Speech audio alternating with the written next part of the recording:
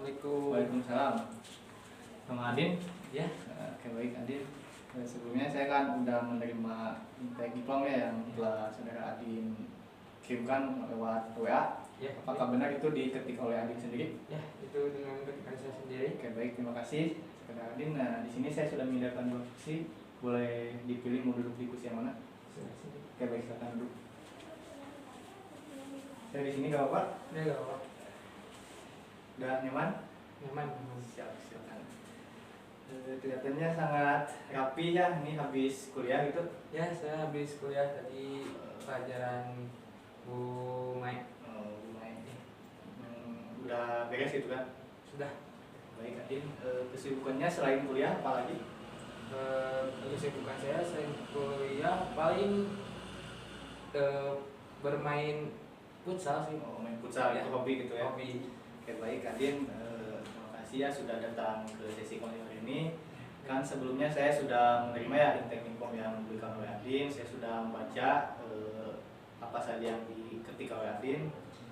Nah untuk lebih akrab lagi nih, saya ingin mengetahui latar belakang atau ya nama lengkap dari Adin itu seperti apa gitu. Ya, jadi izin memperkenalkan diri. Nama saya Muhammad Rosyad Nurdin. Panggilan dari kecil saya biasa dipanggilnya Adin saja. Nah, alamat saya di Tasikmalaya, Jalan Cipicung, Perum Al Amin nomor 26.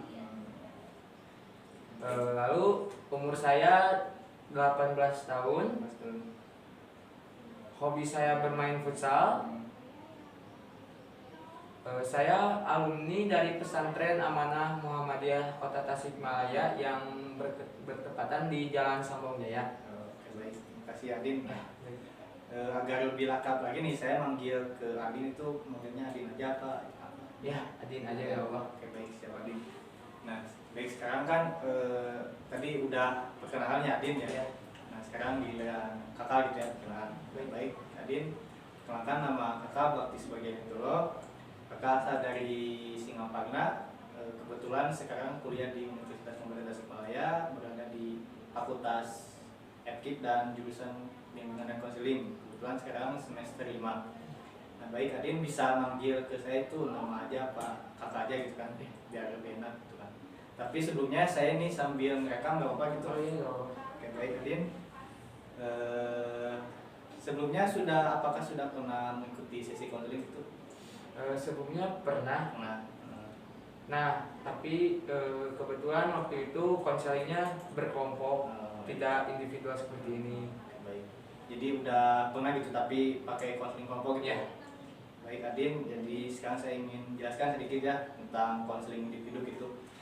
Jadi konseling individu itu supaya melayan bantuan kepada klien, di mana klien di sini kan Adin ya, untuk bisa membicarakan suatu masalahnya kepada saya sebagai konselor, di mana saya nanti akan memfasilitasi atau memfasilitator saudara Adin agar bisa menemukan jalan keluar dari permasalahan yang tengah dihadapi gitu kan. Baik, ada lagi yang ingin ditanyakan terkait sesi konseling hari ini? Mungkin tidak ada. Baik. Oke, baik. Nah sebelumnya kan saya ingin ada menggak waktu gitu kan untuk sesi konseling sekarang. Nah saya ingin bertanya kepada Adin gitu kan, kesanggupannya untuk sesi konseling hari ini gitu nyampe berapa menit gitu.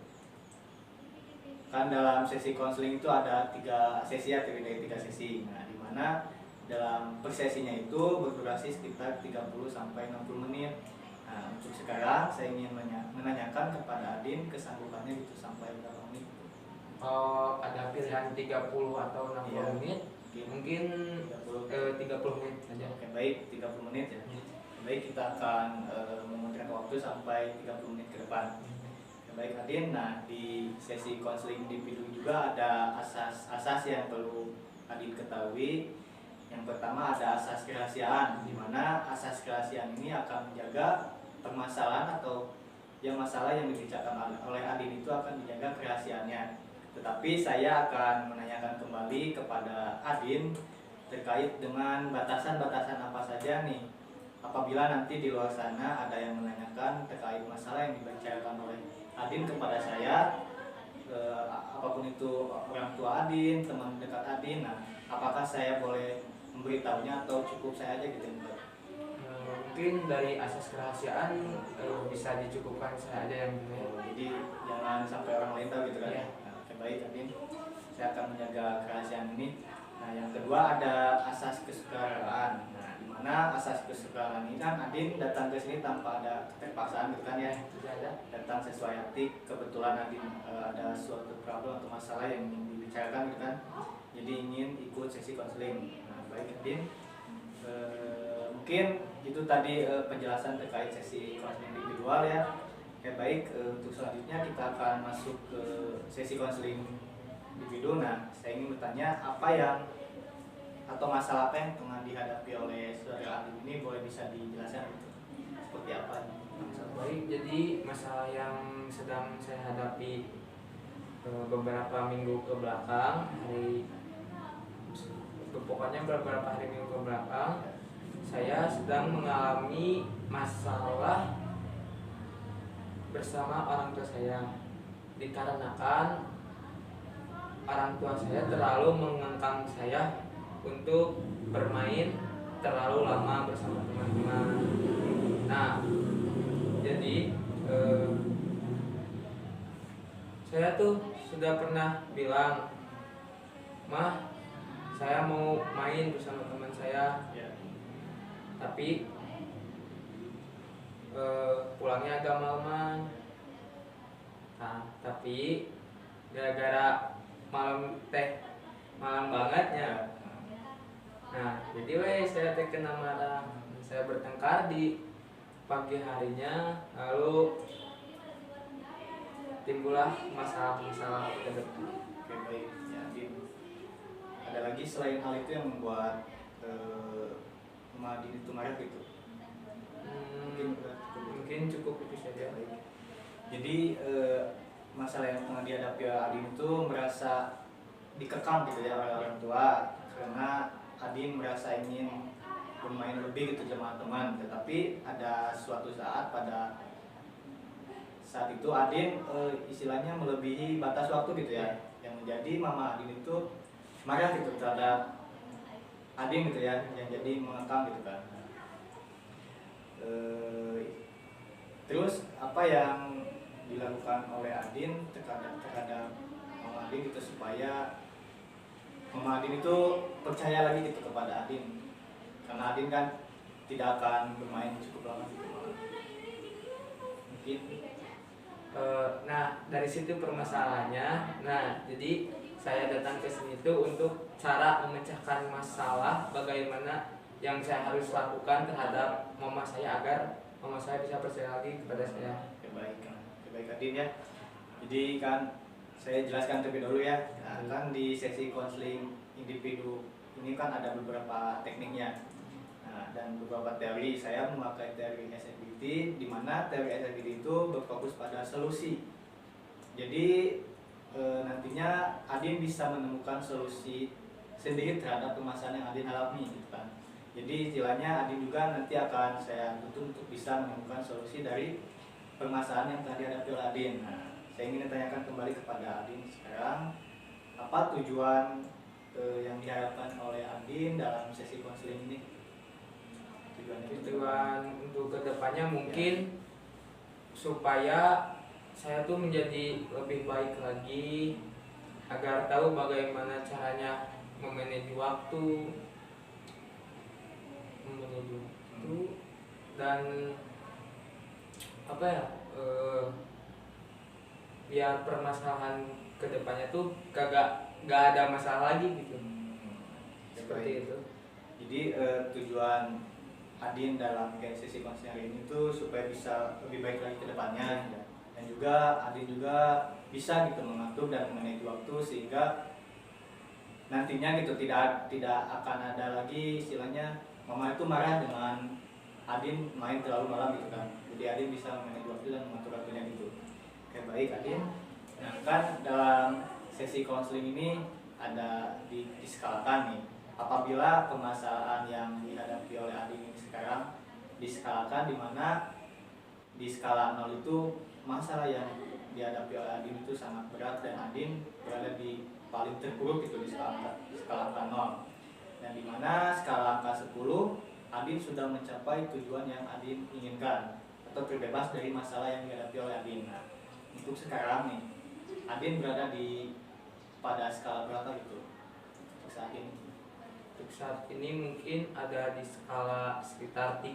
Skala 3 ya. Baik. Untuk kedepannya Adin ingin naik ke skala angka berapa? Mungkin untuk kedepannya karena butuh proses dan tahap-tahapannya, mungkin saya mencoba untuk naik ke skala 6. Skala 6 ya. Baik.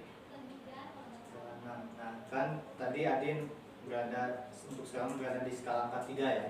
Skala angka 3 dan untuk kedepannya Adin ingin naik ke angka skala 6. Nah, kan berarti ada 3 tahap nih, ada 3 angka gitu kan. Nah, apa yang akan dilakukan oleh Adin sehingga Adin bisa mencapai skala angka 6 tersebut? Pertama, untuk menaikkan tahapnya mungkin kedepannya saya akan memanage waktu sebisa mungkin. Yang lalu tahap kedua, bagaimana caranya supaya mama saya bisa percaya kepada saya. Lalu tahap 3, supaya tidak ada pertengkaran di rumah seperti itu. Baik. Jadi untuk bisa naik ke angka skala 6 itu Adin yang pertama bisa mengatur waktu gitu ya, bisa memanage waktu supaya tidak istilahnya tidak kejauh-jauhan lagi gitu kan dalam hal main. Yang kedua supaya bisa tidak membuat marah orang tua gitu kan. Nah, saya ingin menanyakan kembali kepada Adin, apa yang akan dilakukan oleh Adin agar bisa tidak istilahnya tidak akan mengecewakan lagi mama Adin gitu. Apa yang akan dilakukan oleh Adin? Mungkin yang saya akan lakukan, saya mencoba untuk pulang lebih awal, lalu belajar dengan giat, lalu mencoba untuk mempercayakan bahwa saya itu benar-benar beraktivitas dan belajar di luar tuh, karena mungkin pandangan mama saya bahwa saya pulangnya lama ke rumah tuh mungkin dianggapnya tuh saya tuh main ataupun apalah, mungkin dianggapnya seperti itu. Nah, semoga saja saya bisa melakukan seperti itu. Baik, jadi Adin akan melakukan nantinya gitu untuk bisa agar tidak mengecewakan orang tua Adin, terutama Adin. Yang pertama Adin akan pulang lebih awal gitu ya, dan dibandingkan dengan sebelumnya. Yang kedua Adin akan belajar lebih giat lagi gitu kan. Nah, ada lagi selain hal itu yang akan dilakukan Adin supaya tidak akan mengecewakan Mama Adin gitu. Selain hal itu gitu. Selain hal itu mungkin semoga saja saya di kuliahan ini bisa mendapatkan prestasi supaya mama saya bisa bangga terhadap saya. Segitu saja. Baik, Adin. Nah, saya ingin menanyakan kembali ya kepada Adin, bagaimana hubungan Adin sama Mama Adin gitu di dalam rumah atau di luar rumah gitu, apakah hangat atau gimana? Sebenarnya baik, cuman dikarenakan kesalahan saya sendiri, hubungan saya dengan ibu saya mungkin minggu-minggu sekarang itu cukup agak rumit gitu. Jadi kadang baik, kadang tidak, seperti itu.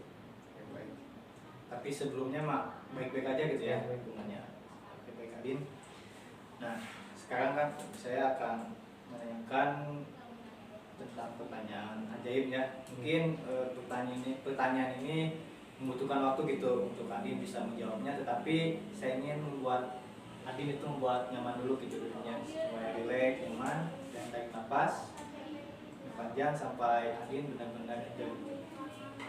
Baik Adin, sekarang ada pertanyaan ajaib.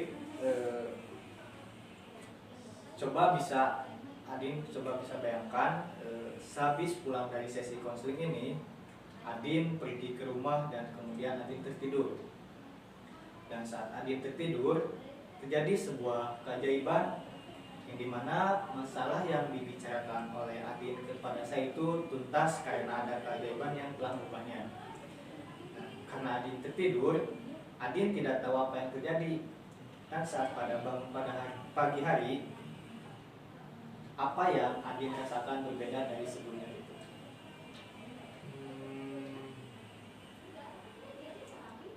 Apa ya? Jadi yang istilahnya ada yang berbeda gitu dari dalam diri Adin itu dari sebelumnya. Menjadi lebih baik lagi. Ada lagi selain itu? Selain itu mungkin menjadi apa ya? Jadi lebih baik lagi. Terus apa yang lagi yang dirasakan oleh Adin pada saat pagi itu yang merasa Adin berbeda gitu dari sebelumnya? Mungkin tidak ada pertengkaran bersama ibu, lalu suasana rumah menjadi hangat, tentram. Mungkin sudah. Baik, jadi Adin itu menjadi lebih baik lagi pada pagi hari itu, dan juga tidak ada istilahnya pertengkaran antara Adin sama Mama Adin, dan juga terjadi kehangatan ya dalam keluarga Adin. Ya, baik Adin, apa yang dilakukan oleh Adin itu pada pagi hari itu yang membuat Adin sedikit berbeda? Karena saya tersadar bahwa apa yang dibicarakan saat sesi konseling, mungkin hati kecil saya berkata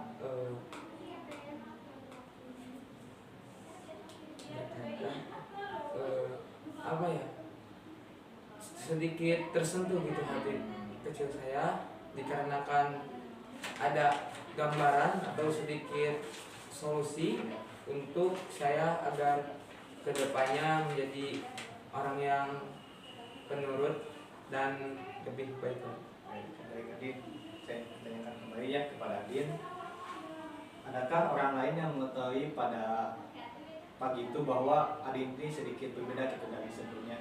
Mungkin dari orang tua, kakak, apa adik? Tidak ada. Tidak ada. Baik. Sekarang nih, kan tadi Adin sudah mengatakan ya, Adin itu merasa lebih baik lagi, merasa lebih hangat dan tentram gitu ya. Nah, dan saat perasaan itu muncul, perasaan hangat dan lebih baik lagi itu ada pada bagian tubuh manakah yang membuat Adin itu dirasakan paling besar?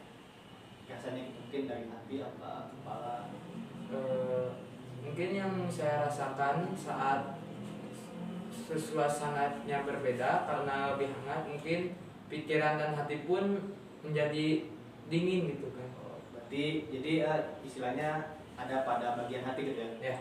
Baik Adin. Nah, sekarang saya ingin Adin menutup mata terlebih dahulu, menutup mata Adin dan fokus pada sensasi lebih baik lagi dan sensasi hangat dalam sebuah keluarga, dan juga boleh Adin pegang bagian hati Adin.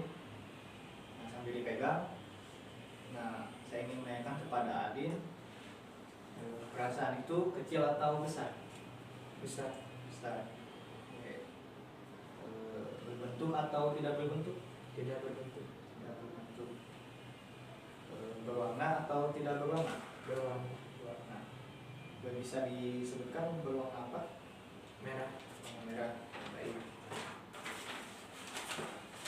Baik Adin, lebih rileks lagi. Nah, sekarang saya ingin Adin bayangkan kaki Adin itu masuk ke dalam lingkaran berwarna merah yang akan membawa pikiran dan perasaan Adin ke memori pertama kali munculnya perasaan senang dan hangat dalam sebuah keluarga itu di masa lalu. Mungkin waktu saat Adin waktu di SMA kelas 1, 2, 3, beritahu saya ketika perasaan itu muncul pada bagian mana gitu, pada saat di mana gitu. Perasaan itu muncul di saat saya kelas 1 SMA. Kelas 1 SMA. Ya, baik Adin. Saya ingin menanyakan kembali, apa yang terjadi pada saat itu? Dikarenakan saya menyetujui keinginan orang tua saya untuk berlanjut di pesantren. Di sana saya sangat apa ya, kayak ibu saya tuh berbeda gitu. Jadi ibu saya tuh merasa sangat senang, tidak khawatir terhadap saya. Di saat-saat itulah saya merasa senang. Baik, jadi itu ya tadi yang dikatakan Adin ya. Sekarang saya ingin Adin lebih fokus lagi pada perasaan senang, bahagia dan aman itu. Saya ingin membawa Adin turun kembali ke pengalaman lain ketika perasaan senang, hangat dan bahagia itu muncul. Mungkin pada waktu saat Adin di waktu SD kelas 6543. Beritahu saya ketika pengalaman itu muncul waktu saat itu. Di pengalaman saya sangat bahagia itu di SD kelas 3. SD kelas 3 ya. Oke, baik. Apa yang terjadi pada saat itu? Pada saat waktu itu saya mengikuti perlombaan lomba mewarnai. Nah, lalu kebetulan saya menjuarai di peringkat ketiga. Lalu apa yang saya inginkan itu terbeli oleh ibu saya. Oke, baik. Jadi pada saat itu Adin menjuarai gitu ya, tingkat 3 lomba mewarnai, dan Adin rasa bahagia dan senang ya ketika pada saat itu. Baik Adin, saya ingin lebih dalam lagi mengajak Adin ke pengalaman di mana pada masa itu kan merasa perasaan bahagia dan senang itu muncul. Mungkin waktu Adin masih kecil itu kalau ada pengalaman yang bikin Adin bahagia atau senang bisa coba diceritakan itu mungkin. Pengalaman saya waktu kecil yang sangat-sangat teringat ya, di masa-masa SD. Di mana masa SD saya waktu kecil masih bisa melihat ayah saya. Baik Adin, ada ya. Oke, baik, bisa dibuka matanya. Baik, saya sangat terpukau gitu ya dengan istilahnya apa yang dialami oleh Adin itu sangat bagus gitu, sangat menyenangkan sekali. Nah, oke, baik, untuk selanjutnya saya ingin menanyakan lagi tentang skala suatu pemasaran hari ini. Jika seandainya tadi Adin berada di skala angka 3 ya, jika diskalakan lagi di mana angka 3 itu Adin kan istilahnya merasa pemasaran ini cukup berat, dan dimana angka 10 itu masalah yang tengah dihadapi oleh Adin itu istilahnya sudah bisa gitu keluar dari permasalahan yang Adin hadapi. Nah, untuk sekarang nih Adin berada di skala angka berapa gitu? Mungkin untuk sekarang saya berada di skala 4. Oke, skala angka 4 ya. Berarti naik 1 skala gitu ya. Oke, baik. Apa yang membuat Adin itu bisa naik ke skala angka 4 itu? Apa? Jadi kan tadi skala angka 3 itu Adin merasa lebih masalah ini lebih terpuruk gitu. Masalah apa atau masalah sekarang? Enggak, masalah yang sekarang gitu. Masalah sekarang. Kan tadi Adin yang skala di awal gitu kan, skala angka 3. Nah, untuk sekarang kan tadi Adin katakan untuk sekarang itu angka skalanya naik ke angka 4 gitu kan. Nah, apa yang membuat Adin gitu yang bisa membuat skala angka 3 itu naik ke angka skala 4 gitu, apa yang membuat gitu? Mungkin kenapa bisa bernaik satu tahap Ya. karena mendapatkan beberapa solusi yang harus saya perbaiki. Oke, baik. Ada lagi selain hal itu mungkin? Mungkin sudah. Oke, baik. Jadi Adin itu naik ke angka 4 itu karena Adin istilahnya sudah mendapatkan beberapa solusi gitu ya yang akan dilakukan Adin untuk bisa istilahnya keluar dari masalah yang pernah dihadapi oleh Adin. Oke, baik Adin. Nah, kan di angka skala 4. Nah, untuk selanjutnya nih, Adin ingin naik ke angka skala berapa gitu? Kalau ingin ya, Ya. paling ke skala 8. Nah, skala 8. Oke, baik. Nah, saya ingin nanyakan kembali kepada Adin, apa yang akan dilakukan oleh Adin gitu supaya bisa naik ke angka skala 8 dari skala angka 4 gitu. Dari permasalahan yang sedang saya alami, Ya. mungkin bertahap-tahapnya skala, mungkin saya akan melakukan hal-hal yang perlu saya koreksi dalam diri saya. Lalu kedua, saya akan mencari bagaimana jati diri saya. Ya. Lalu yang ketiga, mungkin saya akan selalu berintrospeksi diri agar memperbaiki diri saya. Lalu yang keempat, saya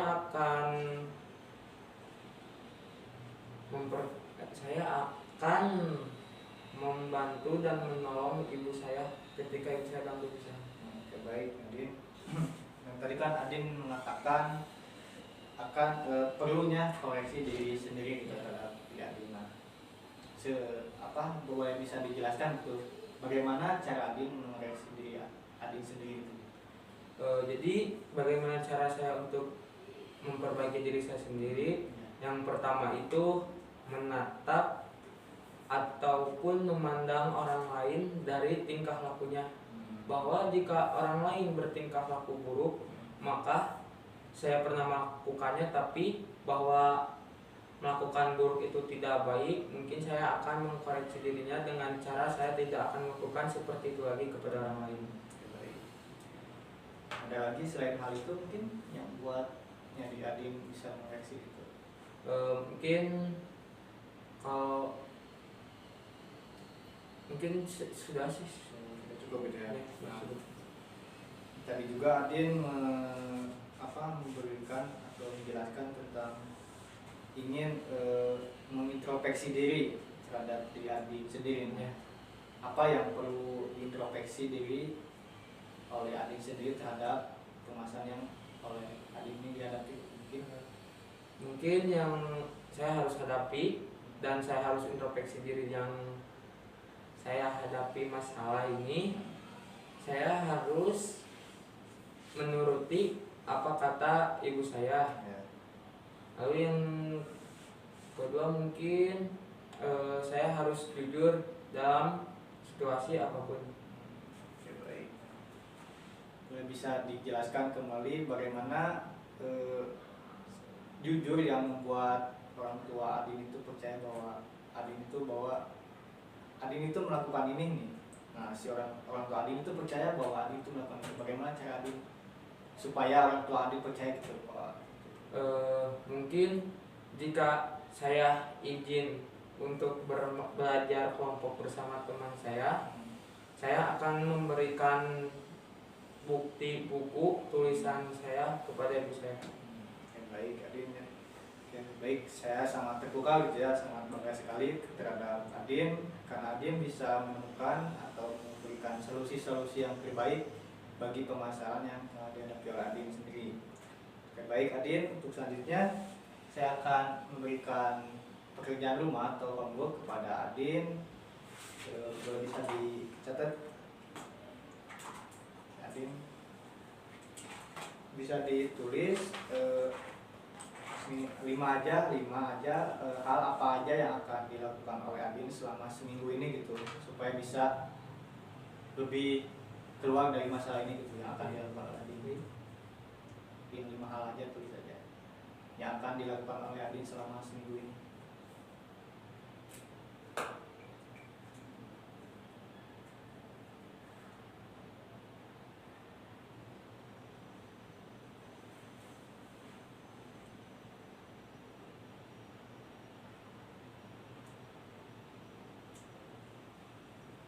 Sudah, baik, bisa dibacakan itu apa aja yang akan dilakukan oleh Adin.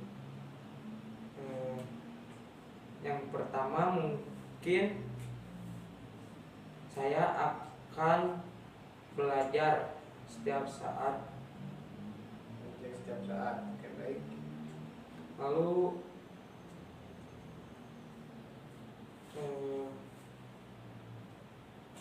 tidak akan berbohong lagi kepada ibu saya. Berbohong. Ada lagi selain hal itu? Saya akan belajar lebih giat lagi.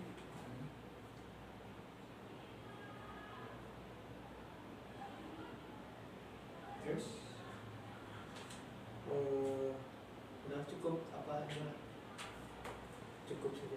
Oke, baik. Jadi yang akan dilakukan oleh Adin selama seminggu ke depan supaya bisa mencapai tujuan yang Adin inginkan itu, pertama Adin akan belajar setiap saat. Kedua, Adin tidak akan membohongi kepada orang tua Adin gitu ya, terutama mama Adin. Ketiga, Adin ingin belajar lebih giat lagi.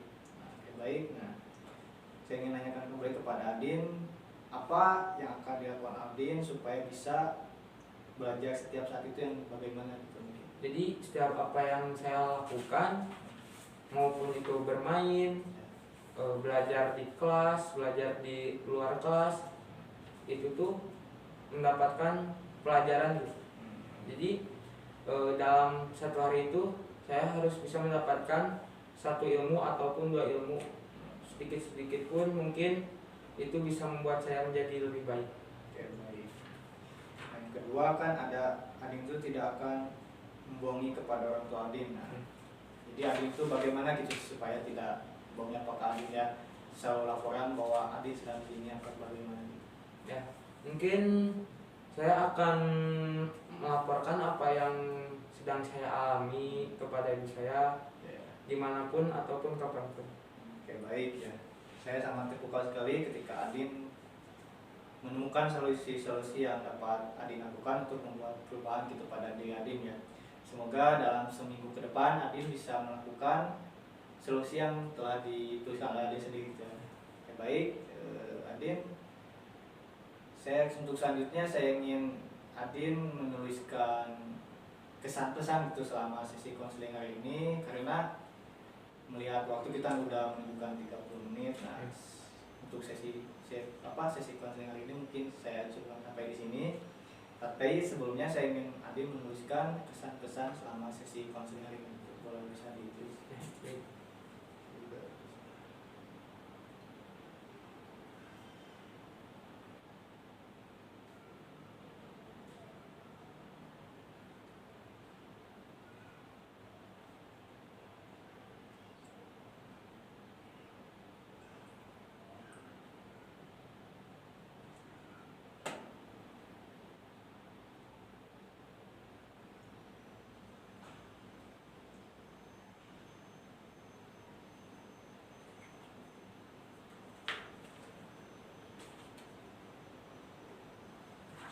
Ya, cukup bisa dibacakan untuk kesan-pesannya.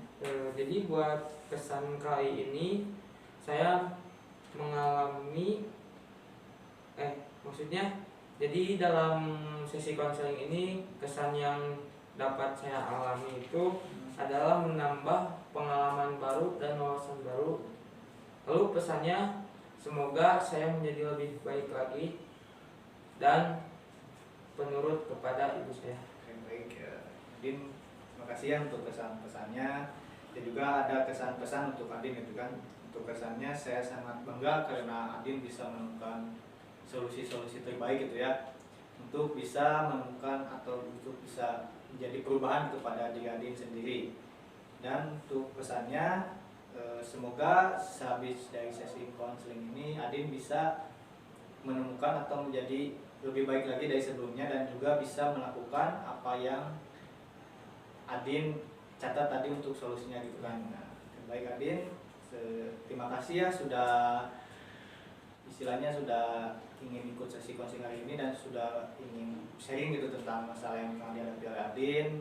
Mungkin untuk sesi konseling pertama hari ini saya cukup sampai di sini. Nanti juga untuk bisa dijadwal lagi untuk sesi konseling kedua gitu ya, sesi kedua. Saya ucapkan terima kasih lagi kepada Adin karena bisa hadir gitu dalam sesi konseling pertama hari ini. Mungkin selebihnya dari saya mohon maaf bila banyak kesalahan atau ada kata-kata yang berkenan gitu kepada Adin. Selebihnya saya ucapkan terima kasih.